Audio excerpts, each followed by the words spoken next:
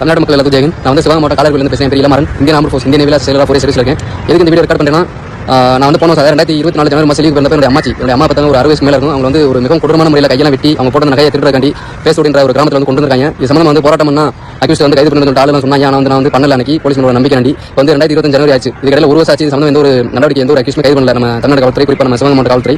இதே நம்ம சிவகங்கை மாவட்ட காவல்துறை டிஎஸ்பிக்கோ இல்லை எஸ்பிக்கோ நடந்திருந்தா வீட்டில் ஏதாச்சும் நடந்திருந்தோ அடுத்த 1 மணி நேரத்தில் கண்டுபிடிக்க காவல்துறை வந்து என் வீட்டில் நடந்த ஒரு இஷ்யூ வந்து இது வரைக்கும் கண்டுபிடிக்க ஒரு எந்த ஒரு இதுவுமே நடவடிக்கை எடுக்கணும். அவர் சொன்னதுல என்னையா தப்பு? யார் வேலை செய்றீங்க? ஒரு சம்பவம் நடந்திருக்குன்னா அந்த சம்பவத்தை யார் பண்ணதுன்னு கூட கண்டுபிடிக்க முடியல. அப்ப நீங்க என்ன படிச்சு என்ன அதிகாரியா இருக்கிறீங்கன்னு நமக்கு தெரியல. அதாவது ஒரு வருஷத்துக்கு முன்னாடி நடந்த சம்பவம், ஒரு கொலை, போலீஸ் மேல இருக்கிற நம்பிக்கையில அவர் அப்படியே விட்டுட்டாரு. ஆனா வந்து சிவகங்கையில இருக்க போலீஸ் அதிகாரிகள் யாருமே இந்த வந்து பெருசா சம்பவமாவே எடுத்துக்கல. ஒரு வருஷமா இவரு அப்பா வந்து ஒரு வருஷம் போலீஸ் ஸ்டேஷனுக்கு நடந்துகிட்டே தான் இருக்கிறாரு. இப்போ எந்த ஒரு நடவடிக்கை எடுக்கல. அதுக்கப்புறம் தான் இவர் வந்து ஒரு வீடியோ போடுறாரு. இந்த மாதிரி வந்து எங்க வீட்டுல இப்படி ஒரு சம்பவம் நடந்திருக்கு, ஆனா எந்த ஒரு நடவடிக்கை எடுக்கலன்னு சொல்லி ஒரு வீடியோ போடுறாரு.